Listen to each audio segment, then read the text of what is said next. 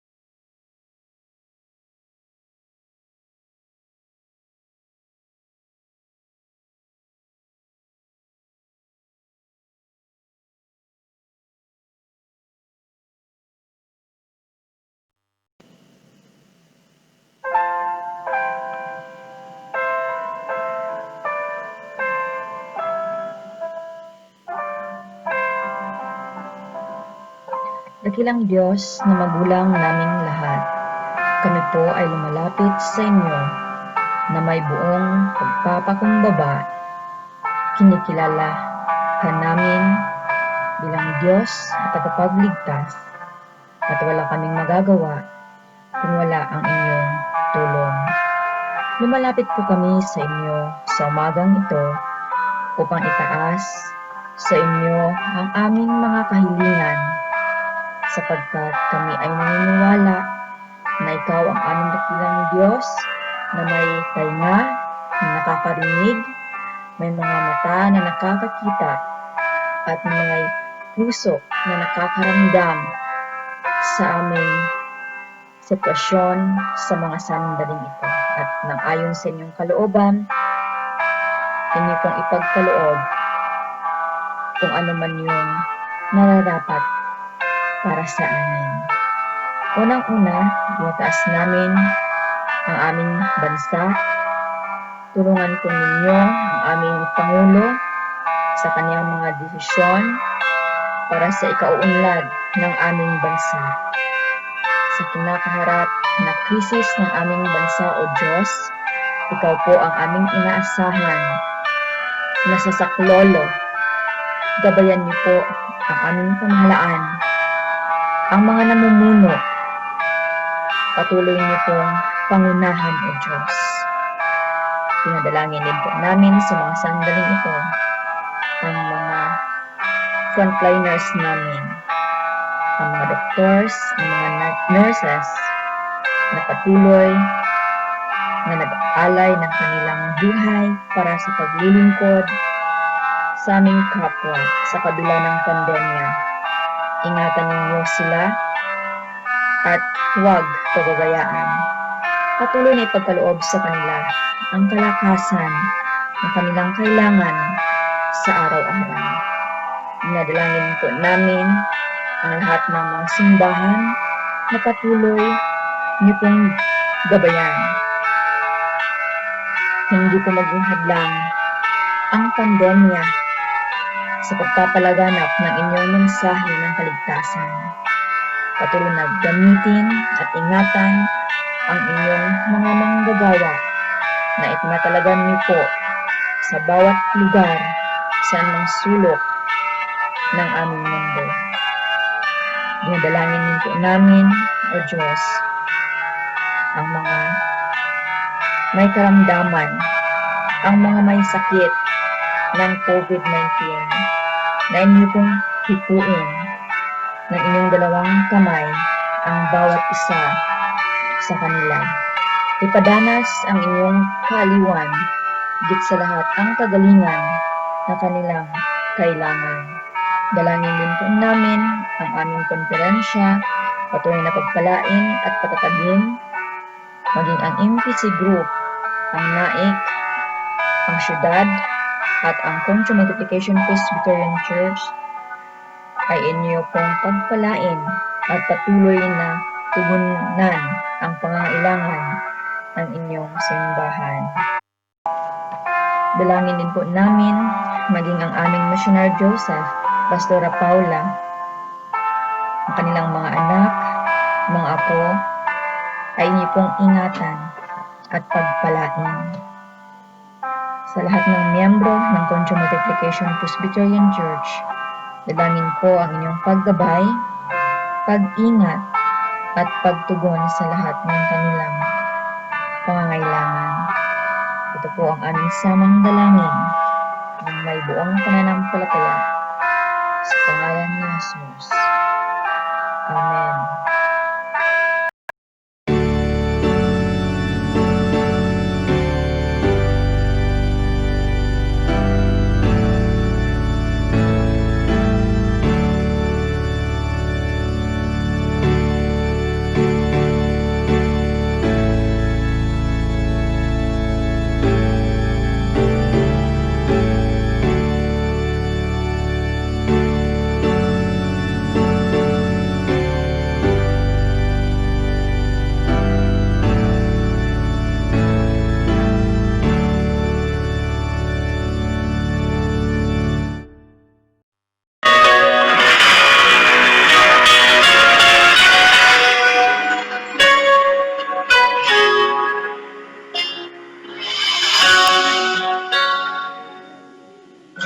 that fell like rain,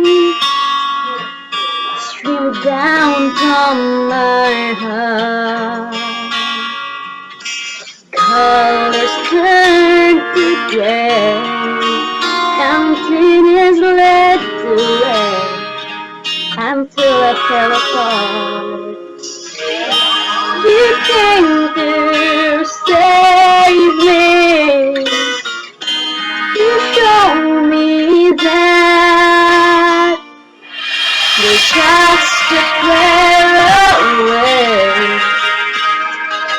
No matter where I am, I know in my heart you're never too far. When I'm losing my way, you're just a prayer away.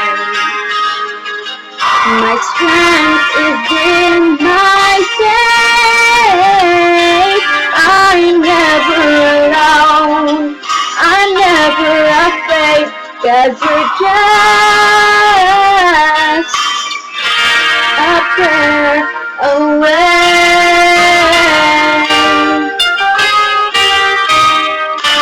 When I close my eyes, Lord, I call your name.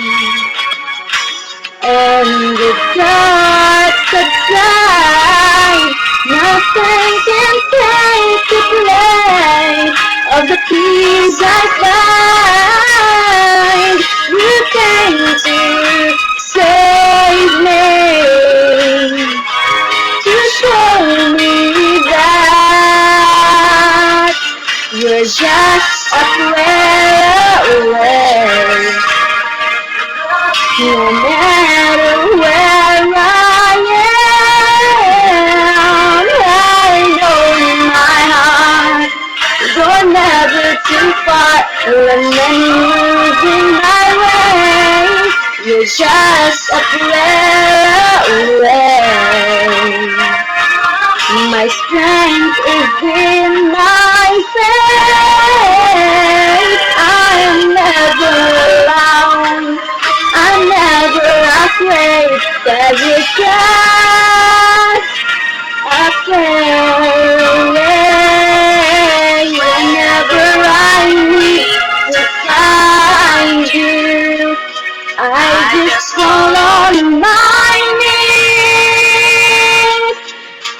In you I find the strength that I need to live, to believe, just a prayer away.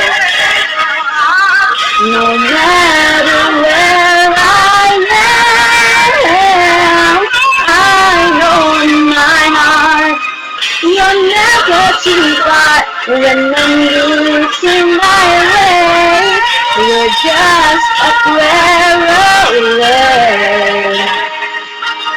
My strength is in my faith. I'm never alone. I'm never afraid, 'cause you're just a prayer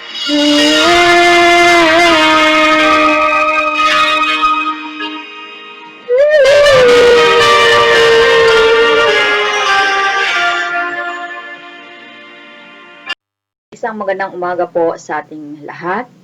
Unang linggo ng buwan ng Oktubre, ang ating pong pagbubulay-bulayan sa umagang ito ay matatagpuan sa aklat ng Genesis chapter 37 verses 18 to 20 and chapter 50 verses 15 hanggang 21. At ito po ang ating masusumpungan. Malayo pa ay natanaw na siya ng mga ito. Nagkaysa silang patayin siya. Sinabi nila, "Ayan na ang mahilig managinip. Patayin natin siya at ihulog sa balon. At sabihing siya'y sinila ng mababangis na hayop. Tingnan natin kung ano ang mangyayari sa kanyang mga panaginip." Mula nang mamatay ang kanilang ama, Nag-alala na ang mga kapatid ni Jose. Sinabi nila, paano kung galit pa sa atin si Jose at gantihan tayo sa kalupitang ginawa natin sa kanya?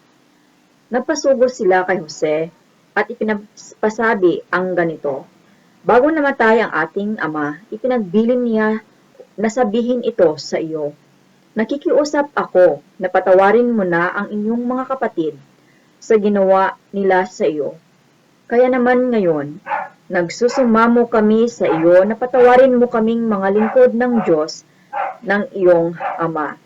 Napaiyak si Jose nang marinig ito. Lumapit lahat ang kaniyang mga kapatid at yumuko sa harapan niya. Kami mga alipin mo, wika nila. Ngunit sinabi ni Jose, huwag kayong matakot. Maaari ko bang palitan ang Diyos?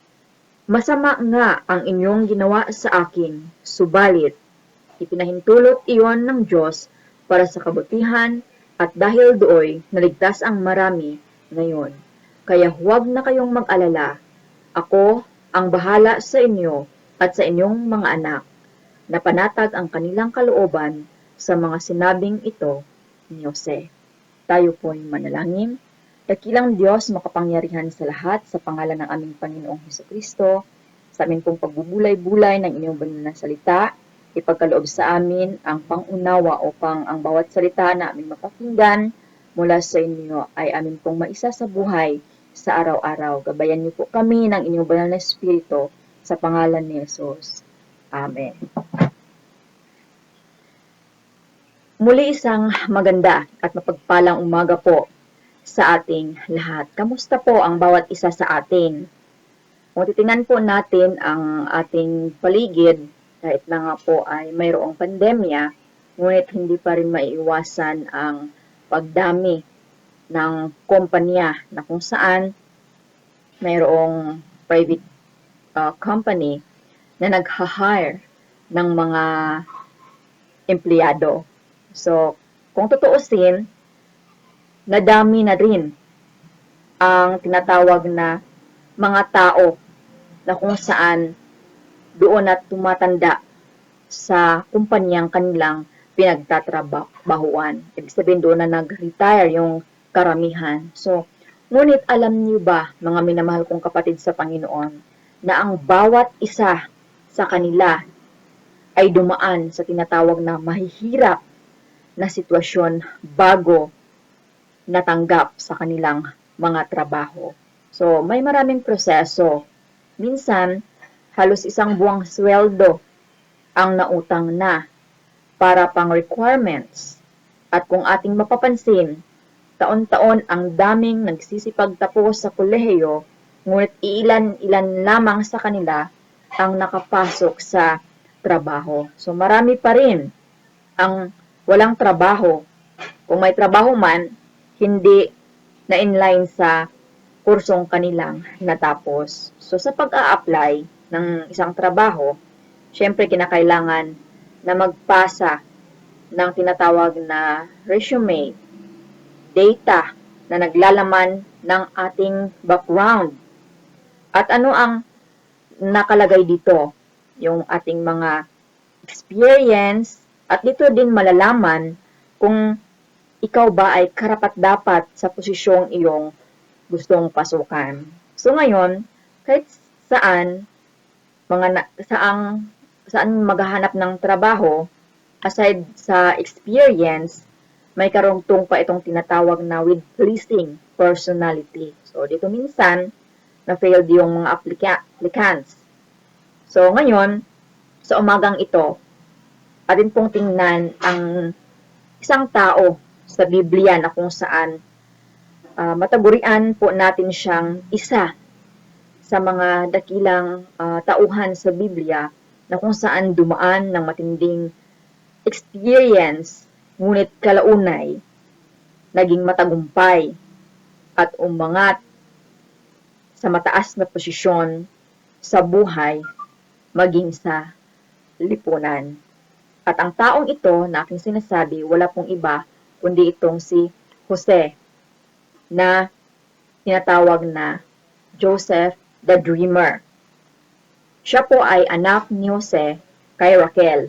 So bago po tayo magpatuloy, balikan po natin ang mga pangyayari bakit dumating sa punto na napagkaisahan ng mga kapatid itong si Jose. So, well, si Jose ay ang mas mahal na anak ni Jacob. Bakit siya mas mahal? Ito sapagkat matanda na si Jacob nung siya ay isinilang. So, at hindi lang iyan. Ang mga half-brothers niya na gumagawa ng masama ay isinusumbong niya ito sa kanilang ama. So, yung kanyang ama, iginawa siya ng isang magandang damit, isang mahabang damit at na may manggas. At tinatawag itong colorful cloth. Kaya nagalit at kinamuhian siya ng kanyang mga kapatid. So, hindi lang yan. Mas lalong namuhi sa kanya ang mga kapatid noong ibinahagi niya ang kanyang panaginip na yumukod ang mga bigkis ng trigo ng kanyang mga kapatid sa kanyang binigkis na trigo. So, at ang kanyang pangalawang panaginip, ang araw at ang buwan at ang 11 bituin ay yumuko sa kanyang harapan. So, kaya sinabi ni Jacob, kami at ang iyong ina, mga kapatid, ay yuyuko sa iyo. Kaya labis itong ikinainggit ng kanyang mga kapatid hanggang sa isang araw, pinasundan sa kanya ng kanyang ama ang kanyang mga kapatid na nagpapastol ng mga kawan. At natagpuan niya sila sa lugar na tinatawag na Dotan. Malayo pa lang, nakita na nila si Jose, itong mga kapatid. At nagkaisa silang patayin siya at ihulog sa balon. Ngunit, ang panganay na anak ni Jacob na si Reuben ay tumutol. At sinabi lamang niya na ihulog na lamang natin siya sa balon. At hindi lang siya patayin, ihuhulog lang siya doon. So, sa madaling salita, inihulog nga nila itong si Jose sa balon. At ang lugar ng Dotan, doon sa lugar na iyon, ay may maraming balon. At ang mga balong ito ay iniimbakan ng mga tubig para sa mga hayop. At nagkataon na ang piniling balon na doon ihulog si Jose ay walang lamang tubig. Sapagkat kung titingnan po natin mga minamahal kong kapatid sa Panginoon, kung may tubig ang balong pinaghulugan sa kay Jose, alam na natin kung anong mangyayari. Siguro siya ay malulunod. Lulutang na lang siya ng walang buhay. So ngayon, kung ilarawan natin ang tuyong balon, ito ay mainit sapagkat walang hangin at ang taas nito kung ating pong i-measure nasa 10 to 20 feet ang taas. So aside na mataas ito, mabaho ito syempre dahil nga wala ng tubig at siguro may mga insekto pa na nakatira dito sa loob. So anong bagay o sitwasyon po natin ang maihahalin tulad sa isang balon? So, what is a pit? A pit is any difficult situation that leaves us feeling hopeless and helpless and there's no way to escape. So, ang balon ay maihalin tulad po natin sa kahit anong mahihirap na sitwasyon na kung saan tayo ay nawawalan ng pag-asa na matulungan at wala ng malalapitan. Ngayon, titingnan natin kung ano yung mga aral na dapat nating matututunan sa balon. So, ibig sabihin, Ano ang mga aral na ating dapat na matututunan sa mga mahihirap na sitwasyong ating hinaharap? So, una, ang balon or ang mga mahihirap na sitwasyon ay temporaryo lamang. So, ibig sabihin, not take long and it should not take long. So, pansamantala lamang at hindi dapat pansamantagal. So, sa buhay ni Jose, ang dahilan kung bakit siya nahulog sa balon ay dahil sa inggit ng kaniyang mga kapatid. Pinagawan siya ng coat with many colors. May panaginip pa siya na kayo ay yuyukod sa akin. At kahit ikaw ay yuyukod sa akin. So sometimes in our life, everything is going to be normal. But some people hates you. So, and puts you into a dangerous situation tulad ng naranasan ni Jose. Si Jose, na kung saan mabait, masunurin, dumanas nga ng mahirap na sitwasyon. Tayo pa kaya. So, there are some reasons why we fall into a pit. So, may maraming mga rason kung bakit tayo ay nalagay sa mahihirap na sitwasyon. So, una, we make foolish choices. So, maling desisyon. May mga taong nag-advise na sa atin na ito yung gagawin natin, hindi pa rin natin sinusunod sapagkat ang gusto natin ang siyang masusunod. So, hindi lang mag-cause ito na maging magulo ang buhay. Mas maging mahirap pa tuloy ang magiging sitwasyon natin dahil lang sa maling desisyon. So, pangalawa, kapag tayo ay na-engage sa tinatawag na sinful habits. So, nakatali tayo sa makasalanang gawain. So, ganun lang yon.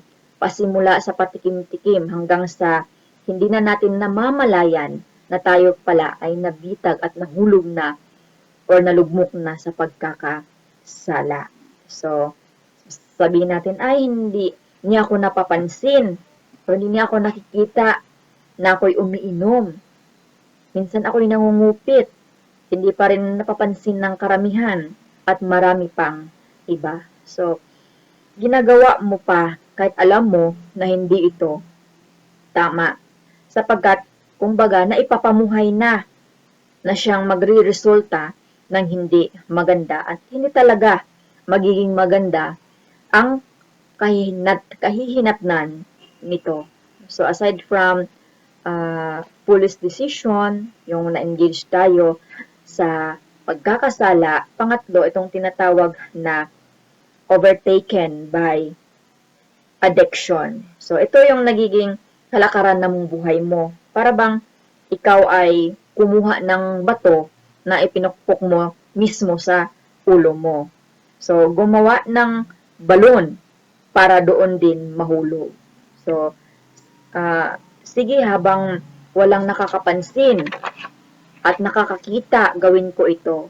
So, remember, we are always in a pit if we will not stop doing it.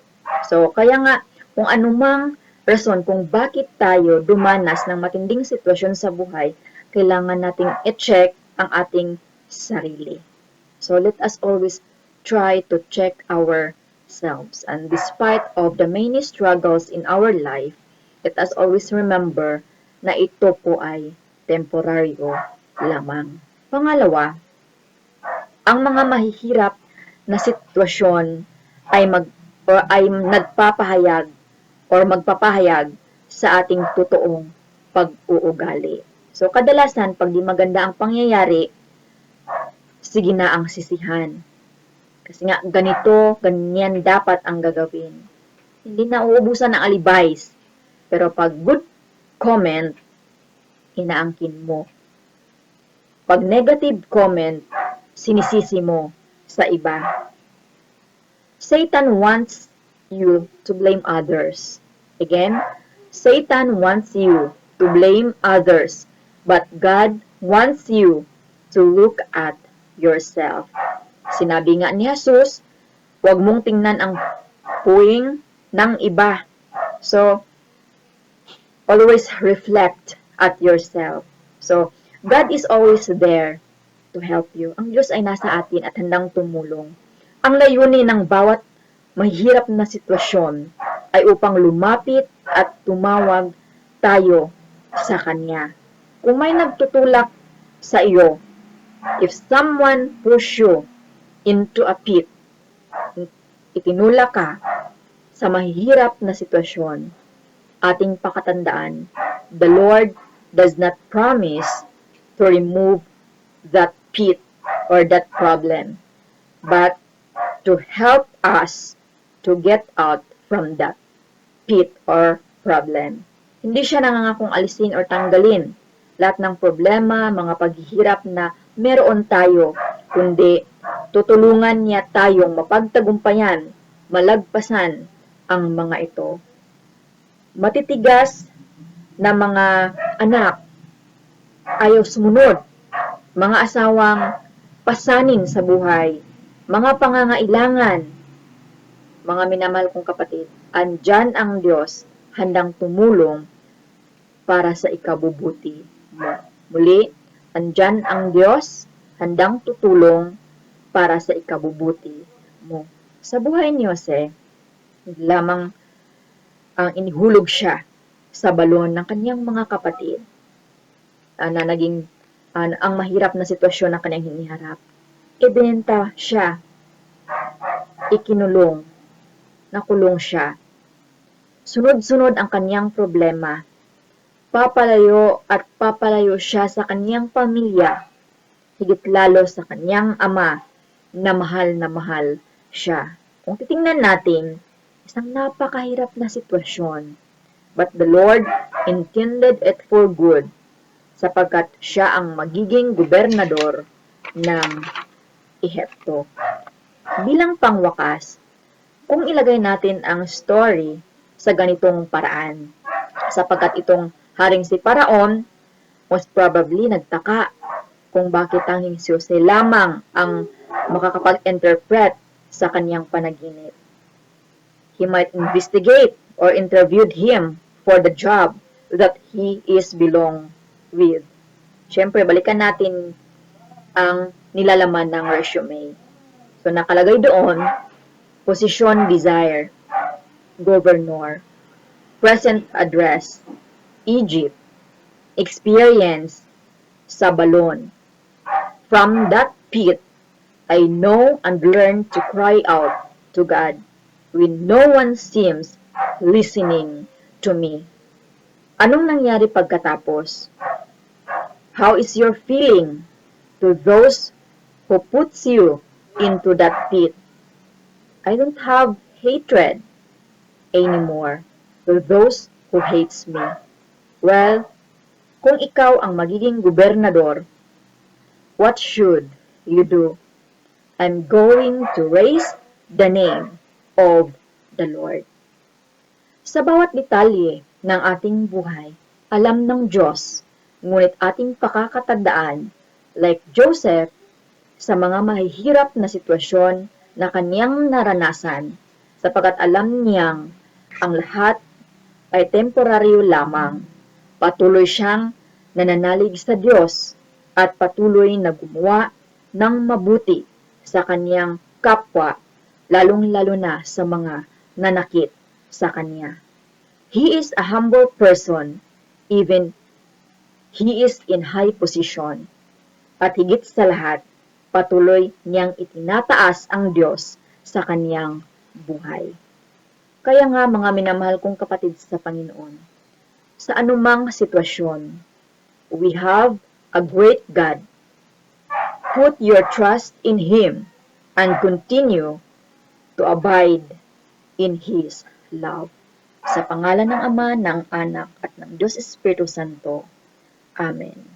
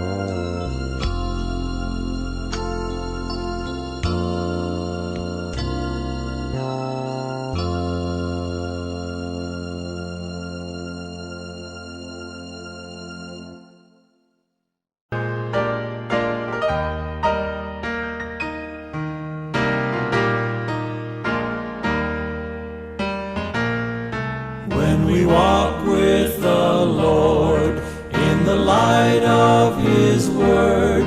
What a glory He sheds on our way. While we do His good will, He abides with us still, and with all who will trust and obey. Trust and obey, for there's no other way to be happy in Jesus but to trust and obey. Not a burden we bear, not a sorrow we share, but our toil He doth richly repay. Not a grief nor a loss, not a frown or a cross, but is blessed if we trust and obey. Trust and obey, for there's no other way to be happy in Jesus but to trust and obey. What we never can prove, the delights of His love, until all on the altar we lay. For the favor He shows and the joy He bestows are for them who will trust and obey. Trust and obey, for there's no other way to be happy in Jesus but to trust and obey. Then in fellowship sweet we will sit at His feet, or we'll walk by His side in the way. What He says we will do, where He sends we will go. Never fear, only trust and obey. Trust and obey, for there's no other way to be happy in Jesus but to trust and obey.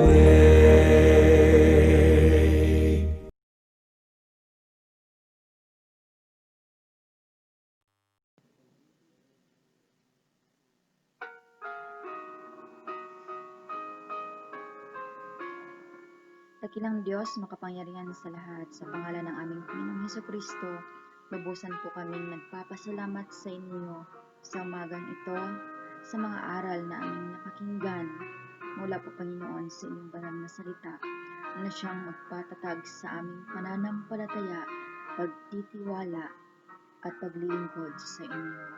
Sa umagang ito, dinadalangin po namin ang mga kapatiran namin na may karamdaman, patuloy na igawad sa kanila ang kagalingan na kanilang kailangan, at patuloy din po na provision mula sa inyo ang ipagkaloob. Dinadalangin din po namin, O Diyos, sa umagang ito, maging ang kapatiran namin na may mga suliranin sa buhay, sa personal man, sa pamilya, sa trabaho, o sa anumang uri ng suliranin. Patuloy niyo po silang patnubayan. Patuloy na ipakita sa kanila, Ikaw ang makapangyarihang Diyos, handang tumulong sa bawat isa. Dinadalangin din po namin, O Diyos, ang aming mga kapatiran na nangailangan, pinansyal at material. Naniniwala kami na Ikaw ang source ng lahat ng pagpapala. Patuloy na Ikaw po ang mag-provide ng kanilang pangangailangan. Dinadalangin ko din po sa umagang ito na maging ang mga susunod na linggo na aming kakaharapin. Dinadalangin namin na Ikaw ang mag-ingat magtugon sa lahat ng pangailangan ng bawat isa, at patuloy nawa ikaw ang siyang maitaas sa aming mga buhay. Dinadalangin ko din po maging ang aming mga kapatiran na nagtatrabaho. Patuloy na po silang ingatan, patuloy na bigyan ng kalakasan, patuloy na pagpalain. Sa umagang ito, dinadalangin namin na patuloy ka na mangusap sa bawat isa, na hindi dito huminto ang aming pananambahan, bagkus patuloy kami na maglilingkod sa inyo sa lahat ng araw, sa lahat ng panahon, sa aming mga buhay. Patuloy nawa ang inyong presensya na manguna sa bawat isa sa amin. Sa mga sandaling ito, O Diyos, dinadalangin ko na buksan ninyo ang drungawan ng langit, patuloy na ibuhos ang inyong mga pagpala sa bawat isa sa amin. Gayon din po, dinadalangin namin na patuloy niyo po kaming bigkisin ng inyong banal na Espiritu, ng inyong pag-ibig, upang kami bilang inyong mga anak ay magkakaisa, magtutulungan, magmamahalan, bilang tanda na kami ay inyong anak. Sa iyo ang pinakamataas na papuri, pagsamba, pasasalamat, sa pangalan ng Ama, ng Anak, at ng Diyos Espiritu Santo. Amen.